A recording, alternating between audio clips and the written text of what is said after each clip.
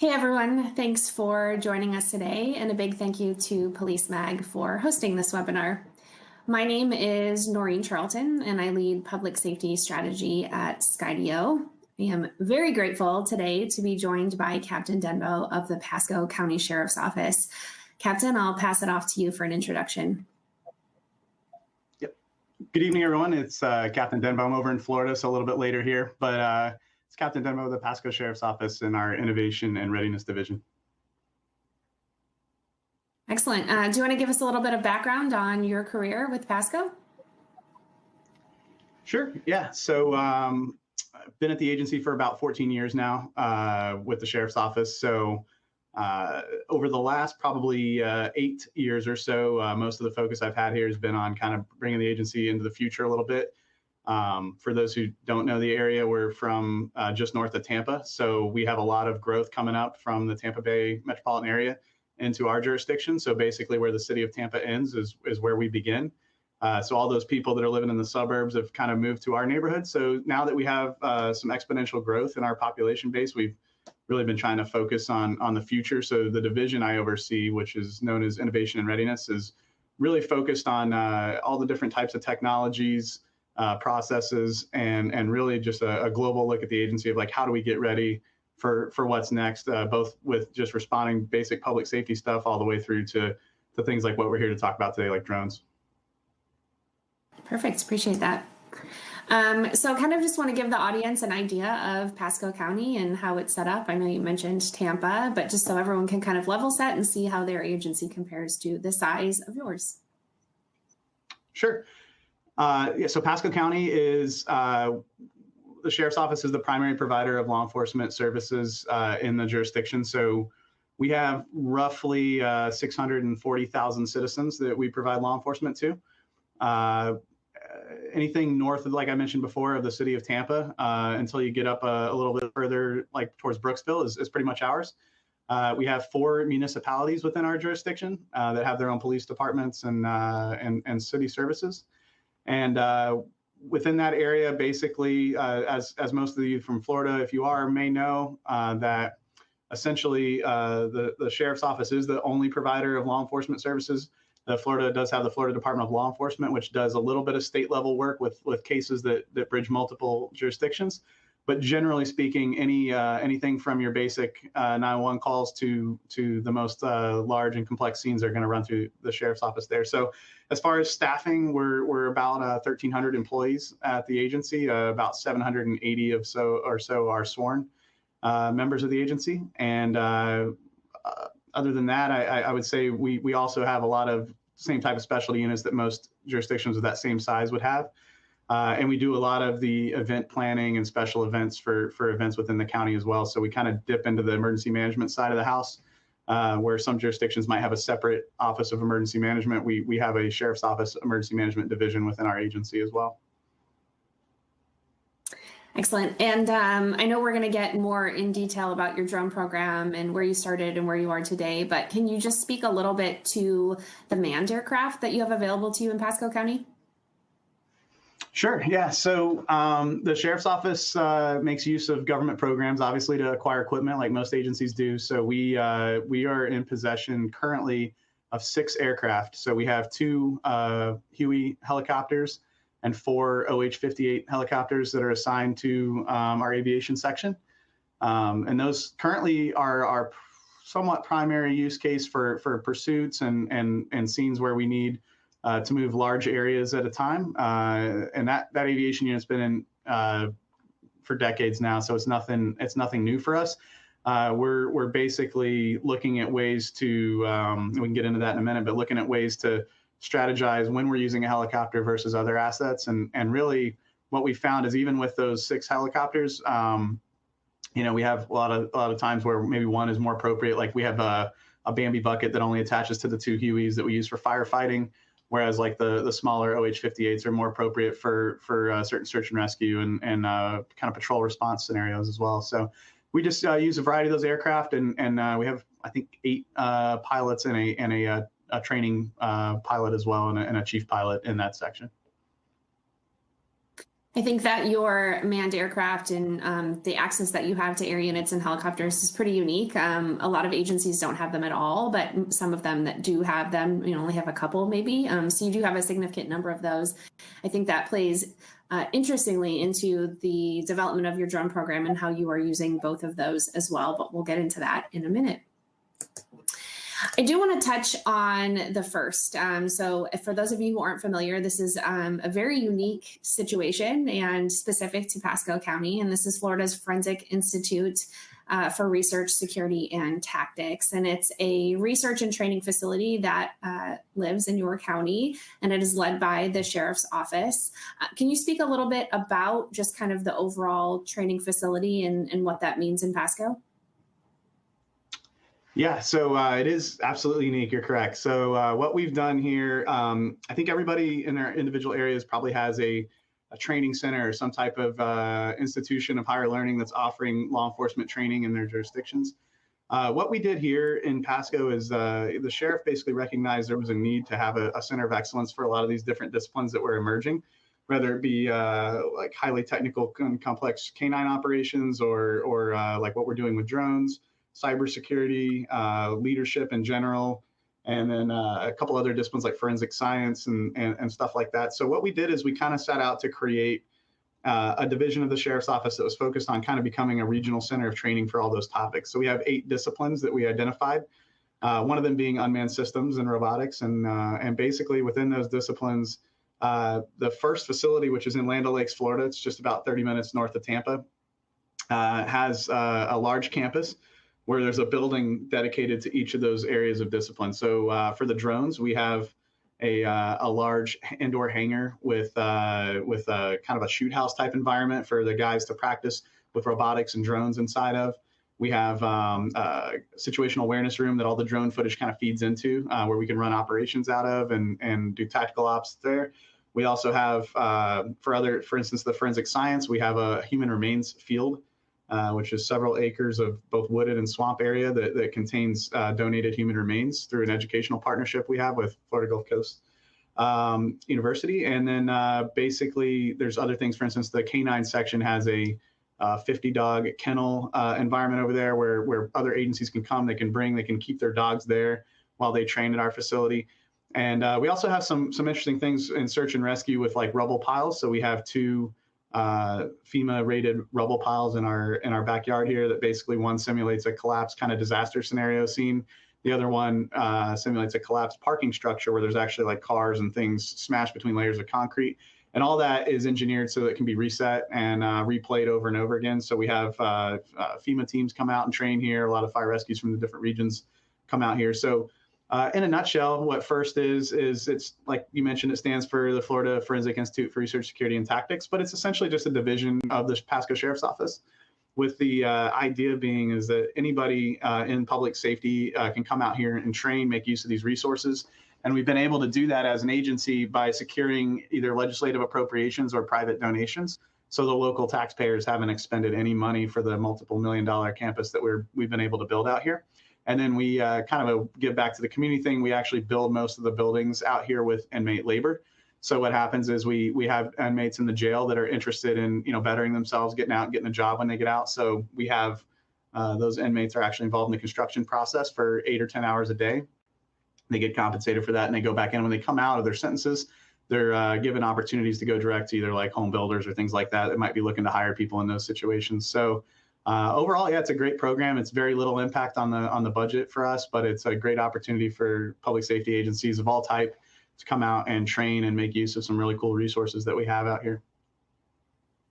Yeah, to those watching, if you haven't been there, I highly suggest you find a way to make a trip there. It's an amazing facility, and if you are looking for training in drone use, you should check out the website and see what training classes they have coming up, because they do some great things there as well. Your whole setup is just phenomenal, right? You've got like all these built-in scenarios out there that you can use, and I just really think it's something that people should check out if they haven't already. So getting into the history of the drone program for Pasco County, can you kind of just touch on, let's start with the beginning, what prompted kind of the idea of maybe we should start a drone program, and when did that come about? Yeah, sure. So the drone program started probably like it did for most. It was a SWAT need. Basically, before we had even conceptualized using drones as an overwatch or search and rescue or kind of overhead type situation, we were thinking about how they fit into searching buildings and using them in a tactical environment. So it's probably been 7 or 8 years ago now. We started this process where we started looking at different drones interior. We built some custom things with some partners back in the day, and basically we're trying to figure out how we can clear buildings with a drone on the inside. That really represented the start of the whole program.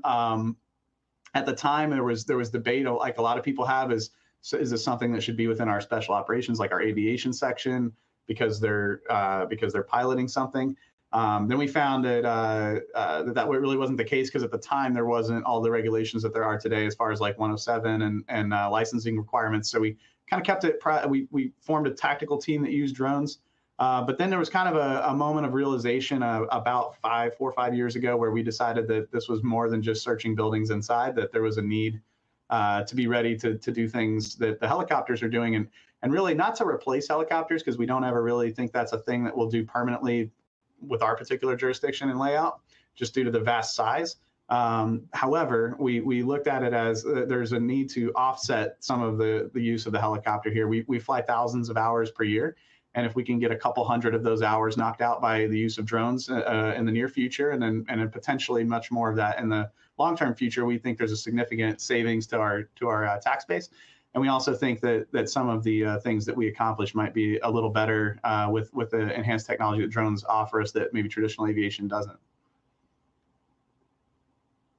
Yeah, I think a lot of agencies start in that SWAT operations tactical use of drones place, and some of them stay there for quite a while before they realize, like, hey, we could be using different kinds of drones and we could be using these in patrol operations. So I don't think your start is unlike most agencies. And I think that what is different is the way that you deploy drones tactically in those situations. And we will get to that shortly as well. But I love your use of using multiple drones in SWAT tactical operations as well.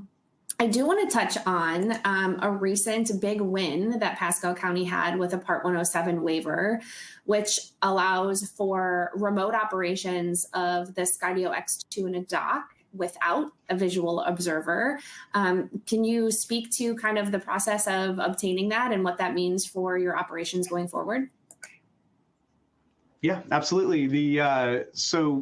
I failed to mention it during the introduction of our agency, but it's an important fact, is we have over 700 square miles of jurisdiction. So it is not a small county, and with our traffic scenario and our population base, it could take you an hour and 20 minutes to respond lights and siren from one end to the other on a good day, assuming there's no traffic. So what we have is a real big mix of urban, suburban, and then rural area.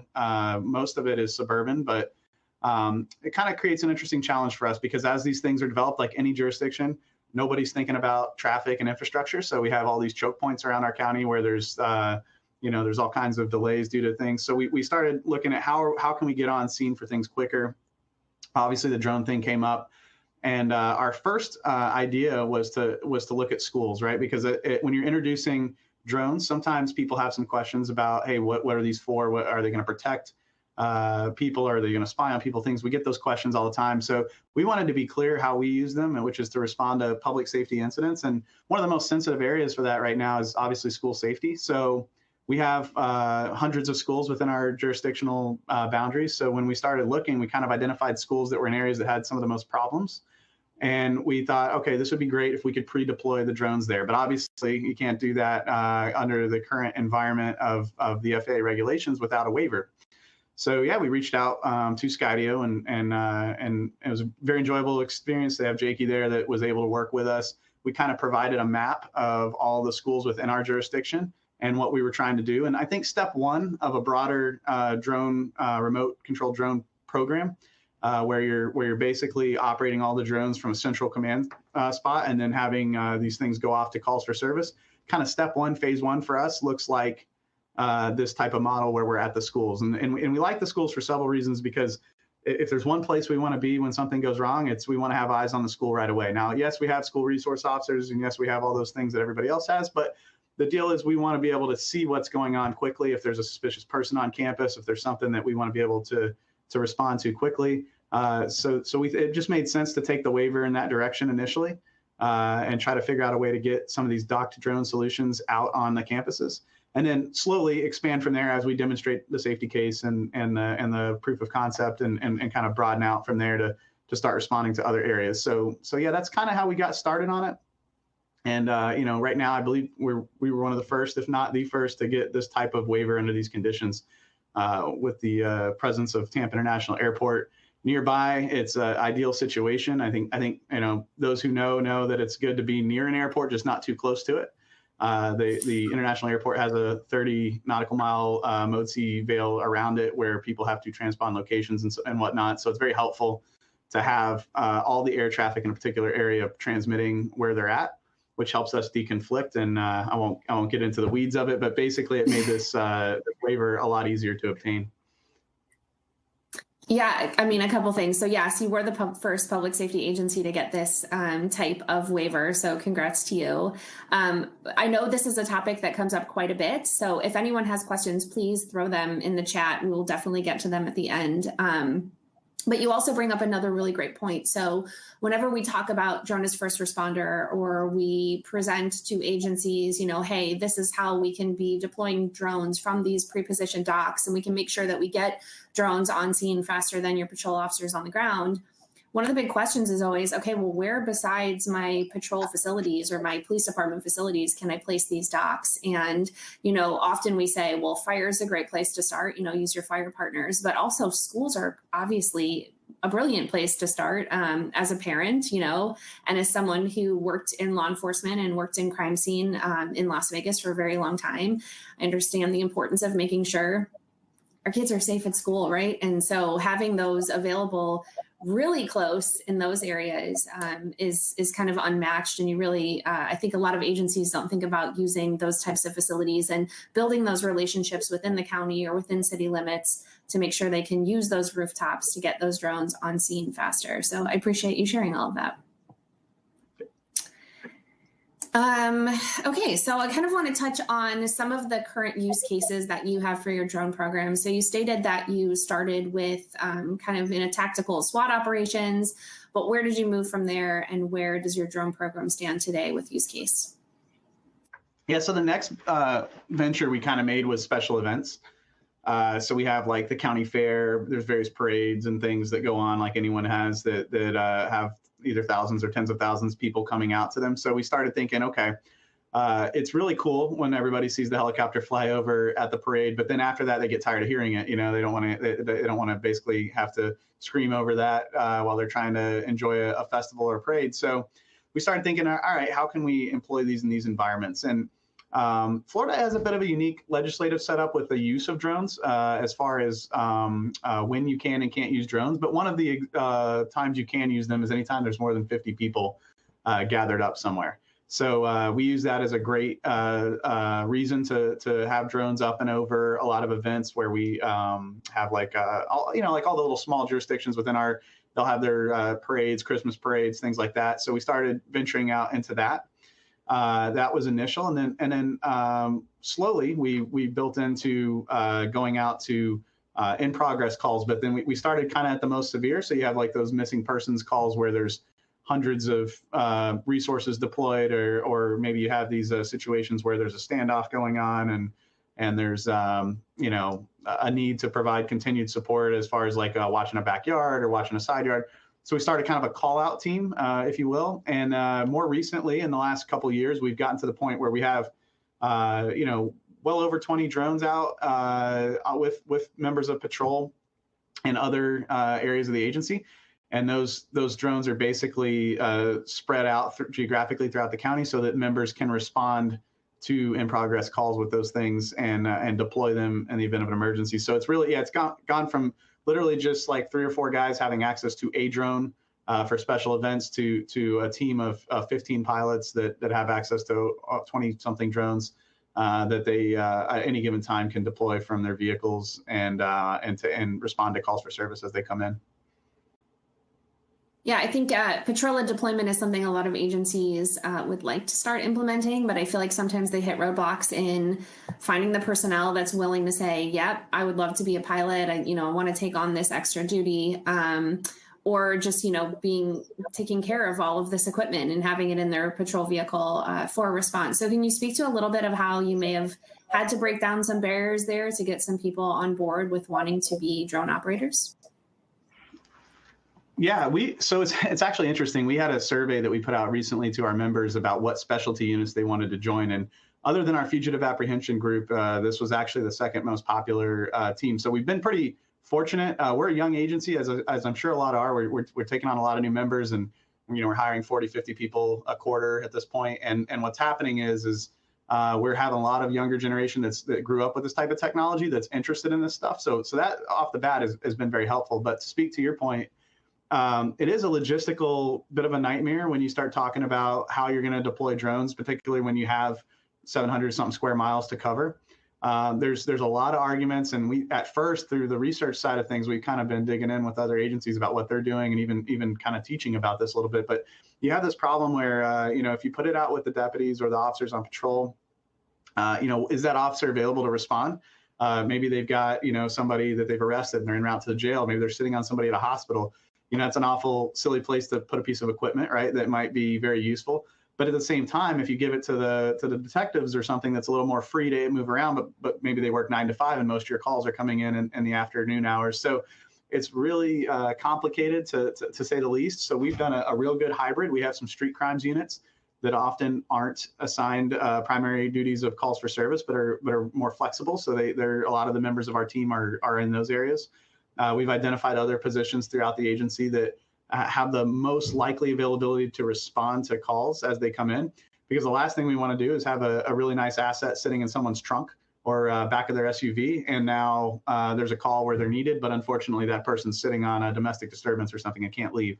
So we've really tried to be thoughtful about that. It does take quite a bit, and there's so many factors. How many drones do you have? What is the distance? What are the shift structures like, and all that. So we've had to get creative and engage even some other entities like partnerships and things like that to try to make sure we have good coverage. I would say right now about 80% of the times we ask for drones as an agency, the patrol supervisors are empowered to ask that question on the radio, and basically then one of our units will pipe up and come out. And in that capacity, we only have 3 guys that are full time in that unit. The rest are they're either, like I mentioned, street crimes guys, detectives, patrol guys, whatever. We're able to hit almost every call out that we get using that structure right now. So it's been a learning experience. It is challenging, but it takes thought about where these people are and what their obligations are when they're out there. Do you find now that officers, or you said the sergeants, are more inclined to ask for aerial support with the drone than they would have before with just the helicopters in your air unit? Yeah. So there's a unique challenge that occurs with helicopters. So like I mentioned, wide county that we have, unfortunately, they planted our helicopter pad literally in the hangars in like the foggiest place in Central Florida, in my opinion. So what happens a lot of times is our helicopter unit might be grounded due to conditions local to where the helicopter is at. So if you have one of those jurisdictions that's larger, one of the benefits that's not initially probably thought of, but is great, is it could be pouring rain in Land O'Lakes, Florida, right? But in Wesley Chapel, Florida, or New Tampa area, there's nothing going on. It's sunny as can be, and I'm sure that's probably everywhere. But there's that running joke about Florida weather where it changes as soon as you turn around. But basically, we can have a drone pilot drive through a thunderstorm and launch his drone in an area where there isn't that type of weather environment. So to answer your question about the supervisors, is a lot of times traditionally people get frustrated, right? They're 30, 40 miles east or west of where the helicopters are. They say, hey, I need an air unit to respond for this burglary that just occurred. And the air unit's getting on saying, hey, it's foggy, it's raining. And, of course, the deputies are looking up at clear skies. They're like, I don't know what you're talking about. But what ends up happening is with the strategic deployment of these drones out in particular areas, even if it's raining on one coast or out on the beach, we have people out inland that can launch the drones or vice versa. So that's been very helpful. So it's increased the frequency of those requests, and then secondly, is just educating the patrol group what is available to them, because the SWAT guys have a good rap on what we can do with drones, both interior and exterior. those that are in the specialty units. But we have hundreds of deputies on patrol and dozens of supervisors. So getting them, that's been a big thing too, is getting with them at read-offs and kind of educating them on what this technology is and what it can do, and how it can be used. There's a lot of misconceptions out there. People think, oh, I can't fly here, or I can't do this, or I can't do that, or this technology won't help with this. And there's all kinds of use cases beyond just flying a drone. You have mapping, you have areas, we can hold perimeters, we can do all kinds of interesting things with drones that people don't expect us to be able to do. So educating our guys on what they can ask for has been the biggest benefit for us to get the request more. But it's several per day times that we're getting asked to send drones to calls. Yeah, I think you're in a bit of a unique situation because you have access to an air unit, right? So I think for the most part, those on patrol realize the benefit of having that aerial overwatch, even just setting up perimeters, someone to call out, street names and figure out where people need to go. But those agencies that don't have access to an air unit may have to think a little bit more outside the box of how beneficial it would be and how much, how important it is to have that aerial overwatch on a lot of these calls for service where they normally haven't had it. And drones can really kind of fill that gap for those agencies. But there's also this piece to drones that people, to your point, kind of thinking outside of the box, because these drones can fly low and they can fly close to objects. You're not stuck with just this aerial overview of a scene. You can really use them to get down low. And there's a lot of agencies that are using them to, fly under tree lines or tree canopies in a search and rescue, or to clear a vehicle by looking in the windows before officers approach. And so a lot of different things that you can do with them. To your point, it's just about kind of like thinking about what you can do and just educating everyone to let them know, hey, we're here. We have the drones, call us out. We can use them on a lot of different scenes. I do want to speak to you about, because we spoke about this before, you guys have a really interesting way that you deploy drones on SWAT operations. Can you touch on that for a little bit? Yeah, absolutely. So with all of our tactical operations, we go probably a little overboard on planning, which I think is a good thing. You can never really do that too much. But essentially, so we have a lot of investigative units and divisions within our agency that generate search warrants. Part of the approval process for getting a search warrant able to be served, I don't know how some other agencies may do it, but here you have to come and take your search warrant basically and present it to our leadership and say, hey, this is what I'd like to do. I'd like to hit this house at this date and this time. So part of that process involves what we call a threat assessment meeting, where the SWAT leadership, myself, and some other members of the agency basically sit in a room. And one of the immediate denial factors is did you get the proper drone language put in a search warrant? Because Florida's got a little bit of a requirement for that. It's very easy to do, but it's got to be in there. So our tactical leadership has basically said, hey, if you want SWAT and us to come out and do anything, it will have a drone on scene. So that kind of setting the bar right there is helpful. We'll tell the investigative unit, like, hey, you're going to have to come back to us and add that language in there if you want us to do this. So the model is unique. So first thing we do is we actually go out ahead of time and we'll actually map out the area where an operation is going to occur. We'll do that, to the best of our ability within the law to make sure that it's a good map, close enough where we can see what we need to do, but not too close where we're alerting the people of a potential search warrant happening. But then when we do that, we map it out, we bring it back, and we give these maps and pictures to our tactical planners in our SWAT section to basically understand what obstacles they're going to run into. Because Google Maps is great until you show up with with the Bearcat and your team, and there's a fence that's in front of you that wasn't maybe there, or maybe just on the other side of a fence that you thought was just a wooden fence is a collection of debris that might pose a hazard to your SWAT guys or whatnot. So we always try to get all those things done ahead of time. And then once the operation actually unfolds, that's when it gets crowded with the drone space. So what we do is we have an Overwatch drone that comes on target right as our tactical team's rolling up. We have a micro and a macro view drones. So those are literally these are all Skydio X10 drones that are coming up, but they have different roles. So the one that's overview is streaming back to a kind of a forward command post where our SWAT leadership and myself are positioned. And that gives us good situational awareness of what are we rolling into? Is there anybody running? Is there anything that's developing in the last couple seconds? So obviously we have those ground surveillance guys and things that have a really good street view, but this gives us an overhead view if someone's taken off out the back or something as we're rolling up. The next one is the macro view. That's a wide angle view. Sometimes we don't have that, but if there's like a neighboring house that's like a drug warrant and that other house might be related to the investigation, we'll keep a view on both those properties to see if something's going to happen in one of them and might need to respond to that.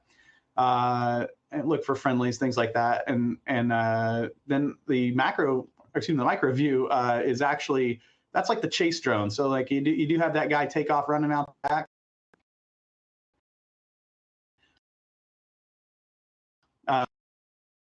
Uh, 9 times out of 10, the SWAT, and those guys will go after that person or whatnot. But every once in a while, due to terrain difficulties or the complexity of the environment, they won't be there in a position to do that. So what we'll do several times, and basically we're able to hold on to the position of that person and then relay those updates over the radio to the K9 and basically guide them right where they need to go to challenge that person and get them detained. And then in other times we've had vehicles leave right before our SWAT team rolls up. Maybe they hear something coming or whatnot. So we'll follow visually with that drone as it drives through the neighborhood, and then our undercover units can conduct a traffic stop or something like that on the vehicle. So it's a great tool. We have all those 3 in the air, and then interior-wise, we use interior drones as well as a robotic dog from Boston Dynamics to do interior searches. So realistically, there could be 4 or 5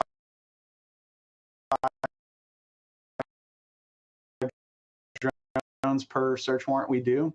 And then any reactive callouts of our tactical team, same thing, obviously minus the planning portion because these are so if we have any kind of barricaded people, we're basically sending all that same package there. SWAT callout has increased due to efforts to negotiate and resolve things peacefully.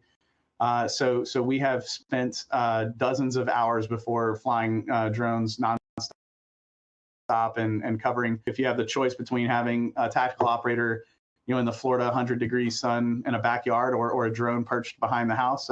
Sometimes it's smarter to do that and maybe let those guys catch a little shade for a few minutes in certain situations where that's appropriate. So we've been really able to hold that. And then it really makes things great at the command post. Speaking at the command post might be impacted by things that aren't really able to be seen. Now with the drone pilots being able to see what's going on, and then they can stream that back to the command post. The commanders can make better decisions about the assets and how they're deploying them on the scenes. Yeah, I mean, I think even your example about just like if we could save one person from standing in the backyard in, the Florida heat for several hours. When I worked in Las Vegas, we had several barricades that lasted days even. And so beyond just the safety of, saying, hey, we can take those people out of the backyard because now we have overwatch with the drone and we can see what happens back there without having someone back there. Beyond the safety aspect of it, just the like, hey, you don't have to stand out in the heat now. People appreciate that, right? So that's a great example of kind of using the drones in different ways just to get what you need and minimize the personnel that have to be there and be on scene and in the front lines. And I do think that your setup for how you use drones in those operations is a perfect segue into the case study that we are going to discuss today, which is that of a missing child. So you can go ahead and give us a little bit of the background, and then we'll talk specifically on how you use drones in this case. Yeah, absolutely. So we had this particular case study is there was a child that was missing from another state. The federal agencies were involved, and we were out looking at potential locations where this juvenile might have been with the person who we believed they were with. So as that unfolded, there was a time where kind of some intel was gathered that they might be at a particular house. Members of the U.S. Marshals units that kind of descended upon a particular house trying to recover this missing child. And as they did, they actually fled the house just prior to the arrival of everyone. So in that particular situation, when they fled, the marshals and everybody got on the radio and said, hey, look, this person just took off. We just advised by the neighbor. They ran out as we were coming down the street. They didn't have eyes on anybody, so they requested K9 and aviation assets and things like that. So yeah, all those assets initially responded and got there. About that time, a neighbor had said, hey, I think they ran across, the street, and it's kind of a rural area of our county. So there's not a whole lot out there. So we felt we had good odds of locking the area down. So basically got about 40 to 50 officers dispatched out there and set up a pretty large perimeter around the area at that point. Great. So we're going to we're going to switch over to whoever's going to share this for me. We're going to switch over to a video. If you want to just discuss briefly what we're seeing in this video, and then we'll kind of just talk about how long you had the drones up and what you did with them. Perfect. So in this video, what you'll see is actually the ending. I go back a little bit. We actually had our aviation unit on scene and patrol units on scene for quite some time, and unfortunately they were just unable to locate the subject that they were looking for until the very end. So what happened is one of our drone pilots was deployed at about the 1 hour mark on this one, and what we started looking for was it's one of the few cold days in Florida, so we were looking for any kind of thermal signatures standing out. What the pilot first was able to see was that there was a small heat signature in the woods that just didn't make sense. It wasn't, it didn't belong there. And so they zoomed in and started to get a better look at that to see what was going on. And what they ended up realizing was that it was actually the feet of the missing juvenile who was kind of laying on the ground. And then the person that was with her was actually kind of laying over her in the scene. So what they did was they switched to a color camera and confirmed the color of the pants were actually, I think it was like purple, which was something quite unique. And we were able to confirm that was who we were looking for. So then the pilot went ahead and started using the mapping features on the drone to direct units to the location where this child was found at. And as I think in the video it was playing is you basically see the K9 teams and the various undercover units kind of rolling up on scene right at that time. And the drone pilot is in communication with them. He's able to basically say, hey, a little bit forward, okay, turn right, just like your aviation unit would do, and was able to guide those units right where they needed to go. But a big take home from this is that, and this is not a knock on our aviation unit because they do a great job. I think we have some of the best pilots, I think, in the area. It's just unfortunately due to equipment limitations, some of the angles and some of the approaches that they were using on the scene didn't allow them to see what we were able to see this particular drone footage. I think we're like only about 150, 200 feet off the ground, and we're probably 200 or 300 feet off.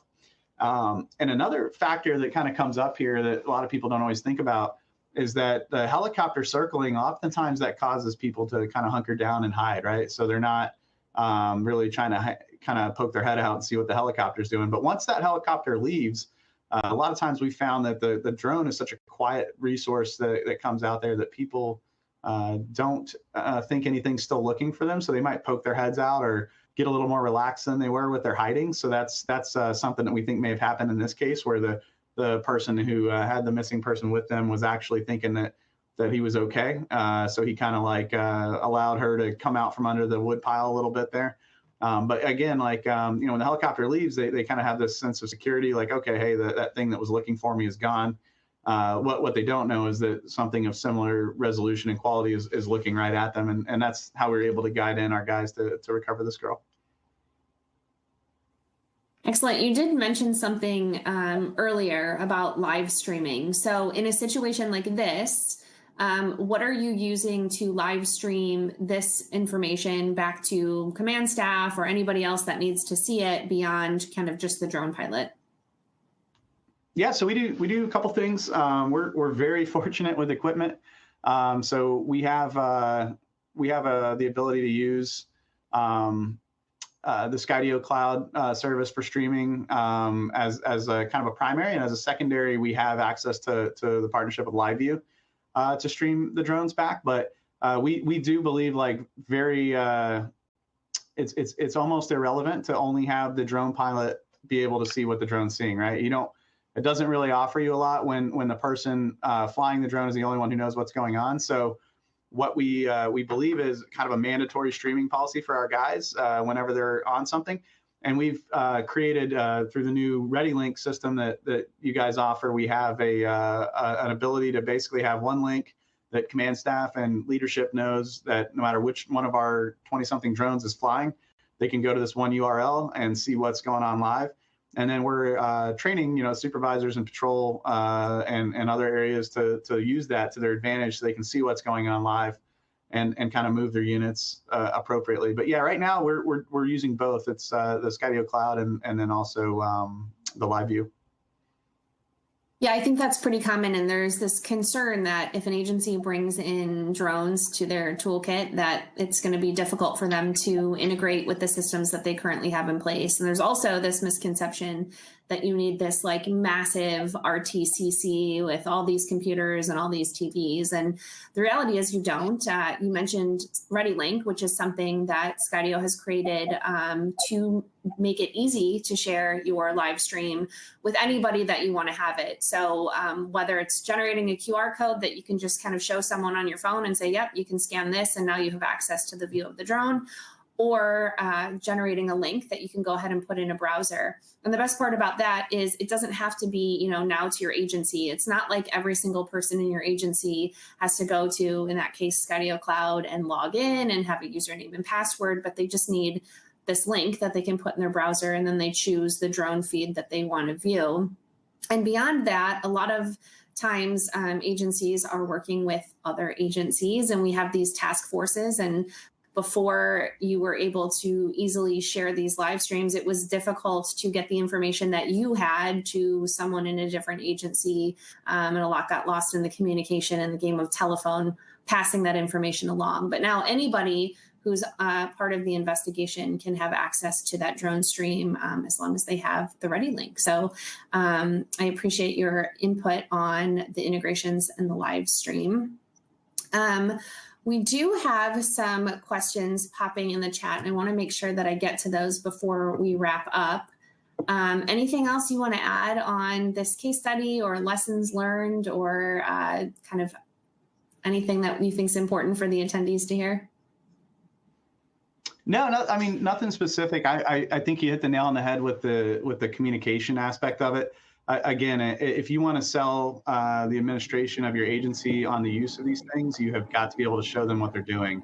And it's not a week after you did it when you upload some video somewhere. It's when it's happening. That's when they see the value in it. And we've seen a huge return on investment for us as far as our ability to respond and get to places quickly. And we're excited about what the future brings as far as remote drone first responder operations and things like that. So yeah, nothing specific, but looking forward to the questions. Yeah, I'm going to get to those in 1 second here. I do have a quick plug for everyone attending. Skydio Ascend conference is coming up near the end of September 25th and 26th. And we are going to be highlighting a lot of what people are doing with drones in many industries, from defense to utilities to public safety, a big focus on public safety and drone as first responder. We encourage you to join our keynotes. You can see what's new in the world of drones for law enforcement. We'll also be live streaming some of our breakout sessions. So similarly to today, you can hear how other agencies are using drones and kind of the struggles that have come along with building their program and the success that they are seeing since they have implemented them. So just wanted to throw that out real quick. But I will jump into the questions. The first one is, how would you train on decreasing respond time with drones? Yeah, so I think I know what you're asking there. The best, like as far as strategy wise, like making sure the drones are there quickly.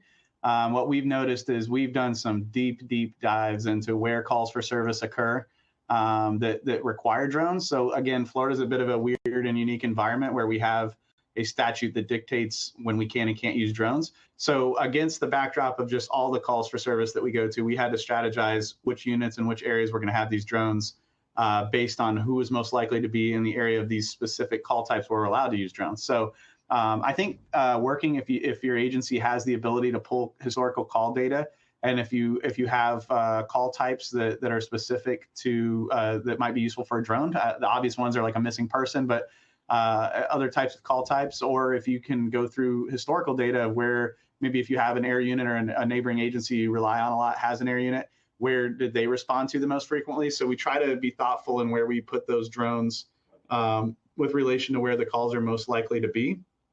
And then it sounds silly, but some of our detectives have like cars with like 2 lights in them, because all they do is work in major crimes or something like that. That's not really helpful to respond lights and siren with a drone somewhere. So we try to prioritize the vehicles that these guys are in as being, marked patrol cars that can respond quickly to calls, as opposed to giving them to special units that might be in a little less obvious vehicles that are not as safe to respond lights and siren to different calls for service. And so I would say it's really, I don't know if that answered the question, but the strategy behind what geographic areas we put the drones and how we get them there the quickest has been on that. Now, if you're talking about docked drones, same thing really applies. We did a dive with some help from Skydio on 2 years or so of call for service data to see where those types of calls were coming in at. And then we started thinking about property that we had access to that were owned by either us or government entities in the area. And something pretty obvious is fire stations, right? Because they spend a lot of money figuring out where fire stations need to be at to respond to calls for service, to be geographically centered so that people's response times can be low when they have an emergency. So really, there was a high level of correlation between where fire stations are at and the density of those fire stations and where we think we want to put drones in the future as far as dock solutions. Yeah, when it comes to dock-based DFR and having drones autonomously fly to calls for service, whether it's from a 911 call, like as soon as the call comes in, the drone goes out to those GPS location, or it's a trigger from something like a shot spotter, gunshot detection, or automated license plate readers, choosing the spots for those docks is heavily based for most agencies on kind of their hotspots and their higher crime areas. And then, yes, we do look at calls for service and all of that information. We're able to determine kind of based on where you get the most calls, the best place to put your docks in order to respond to those calls from the call coming in to the drone being on scene in under 2 minutes. So yeah, a lot goes into that. But I think you hit the nail on the head for that. The person who asked that, if there's more that you need to know on that, just drop it in the chat and I'll try to get to it. Another question is, other than a class, what are other or better ways to inform your department on when, how to ask for a drone or to use them on scene? So it's kind of like a traveling roadshow we do. So I oversee several units that besides the drone unit. That is one of the bigger projects I have. But what we do is we go around on a by like basically every 6 months or so. We'll run around and kind of hit every read off and everything and say, hey, look, this is what we're currently doing. This is what we can do, and we make sure to share the success stories, because we find that's the most useful thing. If you send somebody a PowerPoint or a memo and a posting, I'm sure it's the same everywhere. They'll look at it to the extent that they have to, and then they'll delete the email and they'll forget about it. But if we come out and share success stories with the officers and the deputies and let them see the what's happening, they're much more likely to ask for it next time when something happens. So that's been our biggest as far as that. As far as when they can, that's more of an issue of law. So we've been really trying to drive home to the supervisory positions about when they can and can't use a drone, and we've empowered our drone operators basically to say no. Like the answer is always yes. We'll figure something out, but it may not be a drone, right? Because if the law doesn't permit it, maybe safety conditions aren't quite right. A lot of agencies, you may have like a captain or something on scene at a big scene wanting a drone to go up, but then you have like an officer deputy rank who's like, I don't know if I should be doing that. So the clear answer from our agency is that the person flying the drone makes that decision. They're well educated, and our chain of command that oversees the drone unit backs them up on that. So basically, they have the ability to know when they can say yes and when they can say no. But by and large, it's yes almost every time. We find a way to make it work, and yeah, it's been very good. Perfect. How do you train on communicating from the drone operator to the officer and vice versa? Yeah, that's a great point, because that's a hard one. So I think even units agencies that have large air units with either planes or helicopters have this problem. So one benefit that we see is that if the pilot is a deputy that patrols or an officer that patrols an area, they already know how their squad works and they already communicate with them regularly. So that helps. But one of the things we do out at the first campus in Land Lakes is we do monthly trainings where with us and a lot of the surrounding agencies. I won't throw them out there, but all the Tampa Bay region agencies will send people periodically to our place. So every month for at least 8 hours, we bring them all out. We train on these scenarios. So we might do classroom training for 30 minutes, but the remaining 7 hours or so is literally scenario-based training outdoors or indoors in our drone hangar facility at the campus. And basically, we're running through drills on that. We're setting up perimeters where we'll have actors take off running out, make people follow them and give descriptions and things like that. So really just repetition has been the best way. And also making them aware that they're not just a silent observer looking at the controller, looking at what's going on, that they need to be able to say, hey, the perimeter's weak on the north side over here. We need to get somebody over there, or hey, there's an area that I can't see here. Can we get eyes on that from the ground and things like that? So yeah, just getting them to really to get focused on the ability for them to offer guidance to whoever's the incident commander at a particular scene has been key, and making sure they feel comfortable being that role. Perfect. Let's see. Is there somewhere to look up different types of scenarios for implementing with SWAT and patrol? That is a good question. I'm not sure. I guess I could plug first here. You can come out and train with us. I don't know. Totally. The main scenarios we run into is any SWAT scenario that we call out, we're going to send drones to. So I would say for us, it's almost anything. We would rather have the asset there and not need it than need it and not have it. So. Yeah, I think agencies are finding more and more incidents where they're using drones, and some of it just turns into hey, let's just put the drone up and see if this is helpful. And then they realize it was a success, and then they start using it on those types of calls all the time. So some of, I mentioned the automated triggers are agencies who not using it via a dock yet, but are deploying drones in the location last known from an automated license plate reader, and they're just getting the drone up to search the area because, it's easier to look from above than it is for the units on the ground. Burglaries in progress, obviously anything that's outdoors where someone might have a weapon, getting the drone there on first to kind of set up your tactical operations and how are you going to approach things before kind of just running in blindly. So there's all different kinds of scenarios you can be using them on in patrol. There's a lot of resources out there, and personally here at Skydio, I work with a lot of customers who are sharing their stories and a lot of their success as well. So the stories are out there. You just got to look for them. You can always shoot us an email and I can point you in the direction of some more resources as well. Let's see here. What's when having, well, I don't know necessarily, I think we kind of touched on this, and you guys have some docks as well, but when having drones docked, how do you identify the places to place them if you're not choosing the station? Yeah, I think we probably hit on that. It's really data driven. We feel most comfortable with those things being placed in government-owned facilities that we can access perpetually and not have to worry about somebody changing their mind, later on, like a business partnership that maybe gets a new owner and maybe they don't want to play ball anymore. So yeah, we've been heavily. It's going to be for us fire stations, schools, and other publicly owned buildings and properties. Yeah, I think that's the best way to go. Get with your city, your county, start to have conversations about other buildings that are owned by the city and county, figure out what's in a good location for connectivity and close to where you may have hotspots for crime, and then kind of work from there. This question is kind of about public records specific to Florida. How does all of this work within records law? Is it real-time access? Are you just doing recordings only? And are the drone videos and are the use recorded for retrieval by the public? Yeah, great question. So yeah, Florida has a very broad public records law. It's known as the Government and the Sunshine Act. But basically, anything we record is obviously subject to disclosure. We treat the drones a lot like we do our body cameras. So we have like 800 body cameras out in the field. So it's not new to us to have to manage the need for people to access video when they ask for it.